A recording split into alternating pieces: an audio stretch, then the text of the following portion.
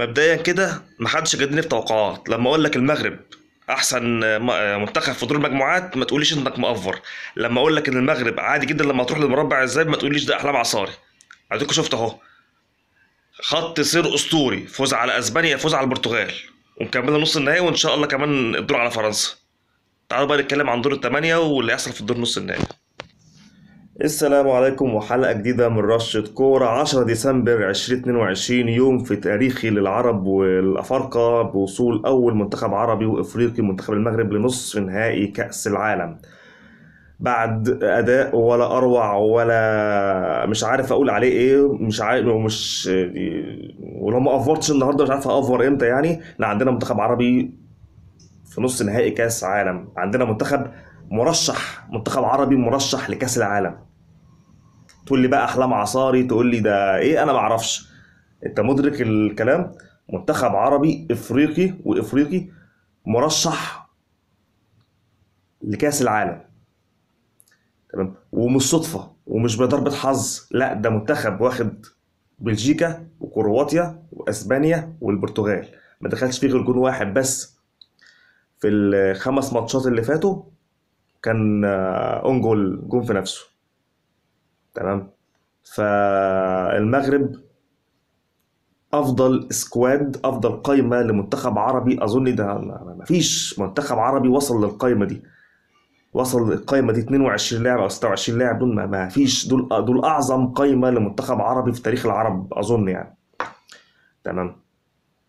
نتكلم بقى عن بقيه الماتشات. عندنا البرازيل وكرواتيا، قلت لكم اللي هيحصل لكرواتيا منتخب كلع وهياخد البرازيل الاكسترا تايم، وقد حدث. وقلت لكم ممكن كرواتيا تخطف البرازيل، وكنت توقعت البرازيل تكسب كرواتيا، بس طبعا العكس حصل عشان الاداء الاسطوري اللي عمله في القياده لوكا مودريتش، تمام؟ انجلترا فرنسا هولندا الارجنتين ما توقعتش بصراحه، قلت لكم احساس حد فيهم هيطلع، والاحساس كان غلط في الاثنين عصلجوا قوي. هولندا كانت يعني كانت قاب قوسين او ادنى انها تعمل مفاجاه مع الارجنتين بعد ما كانت خسرت 2-0، لكن الارجنتين حسبتها بركلات الترجيح.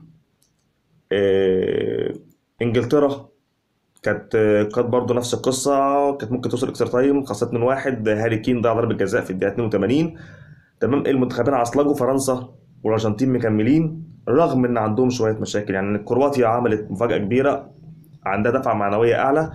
عندنا كرواتيا والارجنتين في نص النهائي، كرواتيا عندها دفعه معنويه اعلى، الارجنتين برضو مدفوعه كويس عندها، بس لسه عندها مشاكل، لسه انا مش مضمونه. هل كرواتيا قادره على الارجنتين؟ انا مش لسه مش قادر اتوقعها، يعني مش قادر اطلعها من لساني، تمام؟ انا شخصيا اتمنى كرواتيا بصراحه، يعني مش مشجع للارجنتين، تمام؟ لكن عشان تقول لي تراهن على كرواتيا انها تكسب الارجنتين او الارجنتين يكسب كرواتيا، لا، هي بنسبه كبيره الارجنتين في النهائي، تمام؟ الماتش التاني عندنا المغرب فرنسا، مش هأفور، المغرب هتطلع فرنسا. توقع المغرب هتطلع فرنسا، وهتبقى اول منتخب عربي يلعب نهائي كاس العالم، تمام؟ فرنسا عندها مشاكل، فرنسا مش منتخب مش مهزوز، مش منتخب ثابت في مستواه، مش عندها مشاكل، كسبت بس يعني المقلق في الموضوع كله ان فرنسا بدنيا مش مستهلكه. الاربع ماتشات اللي لعبوهم ما كانش فيه ضغط عليهم في حاجه، حتى الماتش انجلترا برضو بعد حتى ما كانش ما راحش اكسترا تايم مثلا، ما كانش فيه شويه سسبنس الماتش، يعني ايه، مشي كان سلس معاهم شويه حتى في عز ما هم مضغوطين. وبعد تعادل انجلترا جابوا جون تاني والماتش كان سلس معاهم، تمام؟ عندي امل ان المغرب هتعملها برضو، المغرب عامله مفاجآت وهتكمل مفاجآت، تمام؟ فلما توقع هقول لك ان شاء الله المغرب هتعملها مع فرنسا، تمام؟ انا شخصيا على فكره بشجع المغرب، كرواتيا، ارجنتين، مش بشجع فرنسا يعني، تمام؟ واي سواء اللي كان كسبان من فرنسا وانجلترا ما كنتش اشجعه يعني، ده انا ما بشجعش الاوروبيين غرب اوروبا قوي يعني، تمام؟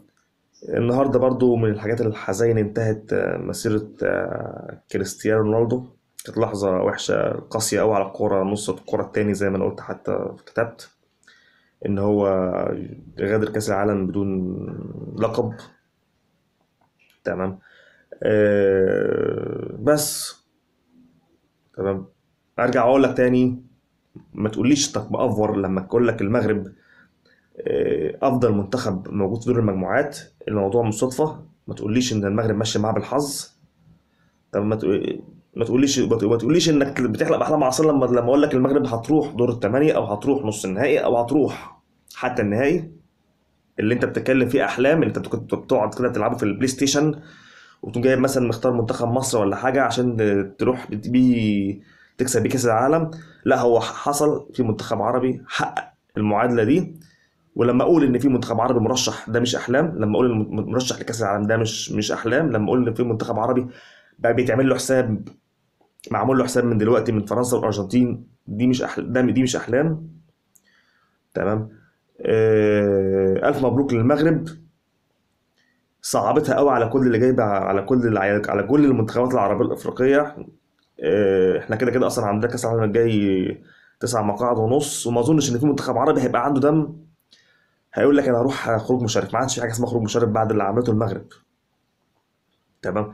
المغرب عملت اداء ونتائج، آه، بيسموها كده ايه، منهجيه فنيه في الدفاع. ازاي تدافع، وازاي تعرف تطلع بالكوره، وازاي تعرف تسجل، وازاي تعرف توصل، ازاي تحترم خصمك، وازاي تبقى محترم فرق الامكانيات، وازاي تطلع تعمل اللي انت يعني توصل اللي انت عايز، للدرجه اللي تخليك تنجح رغم فرق الامكانيات لا يعني الموضوع كبير قوي، محتاج دراسه ومحتاج في اللي حصل في كاس العالم السنه دي مع المغرب.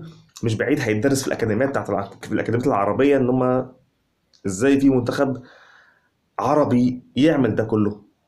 تمام.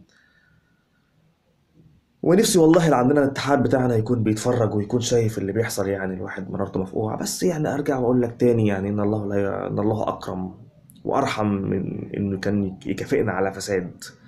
لو كان وصلنا كاس العالم ما كانش هيبقى في حاجة غلط. اللي بيجتهد هو اللي بيوصل. 7 دقايق وشوية كتير.